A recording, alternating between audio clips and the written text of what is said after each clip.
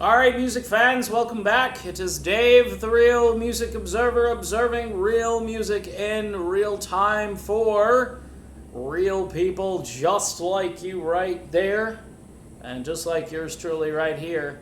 So Sammy Hagar, the Peacemaker, a guy who right now is really just loving life and living the dream and doing what he wants to do and hanging out with everybody who wants to hang out with him.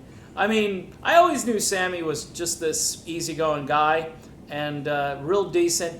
By the way, yours truly happened to meet him a number of years ago when he first got into Chickenfoot and their first album came out, and a friend of mine at my old radio station had backstage passes to this little beat-up club restaurant thing which held like 3,000 people in a basement or something like that, up near Boston, Mass. And we went, and Joe Satriani almost destroyed my eardrums, but what an amazing, just an amazing event to have great music and also to hang out with Sammy, and also got to meet Michael Anthony and Joe Satriani and Chad Smith. Can't forget about Chad.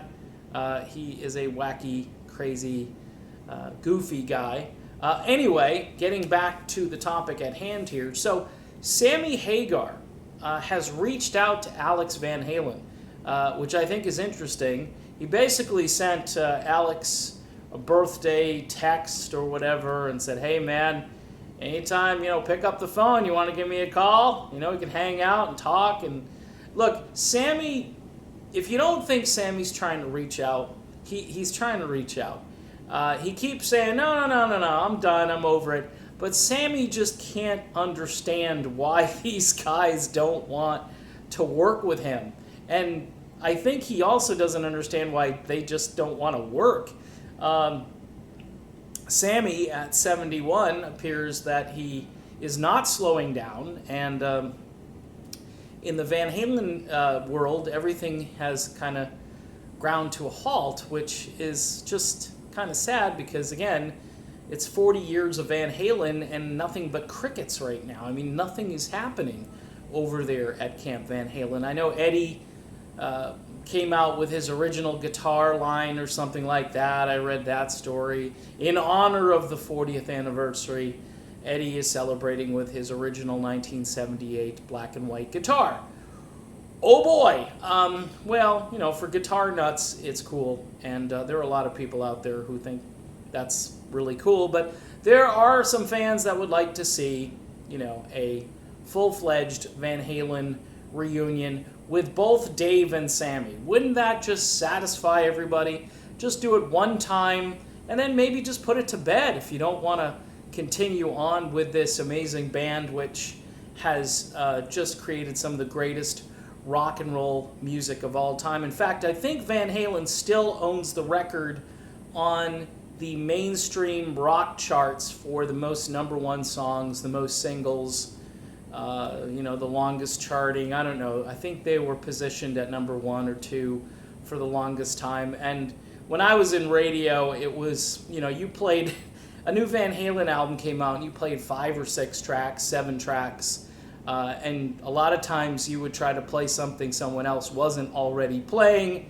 I can't come up with any examples right now, but I can tell you there were a lot of tunes off of OU812 that I was playing on the radio that I don't think anyone else from other competing radio stations were playing. But it's just sad that we've reached a point now where Sammy is basically, forced to, hey, Alex, almost like groveling to Alex if Alex will just, talk to him. And Sammy says something like, well, I guess that water didn't actually go under the bridge or something to that effect. So, meaning that, time has not healed any rift there was between these guys. Really, really sad. I'm hoping and praying that maybe something good will happen this year with Van Halen, but it doesn't look like anything is happening.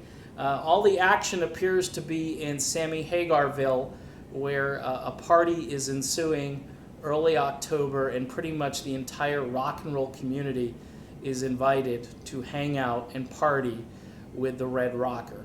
All right, I am done with this video. I will be back with more Sammy, Hagar, Van Halen, Journey. Don't forget to check out Patreon. Also, you can follow me on Twitter and Facebook. There are appropriate links up there.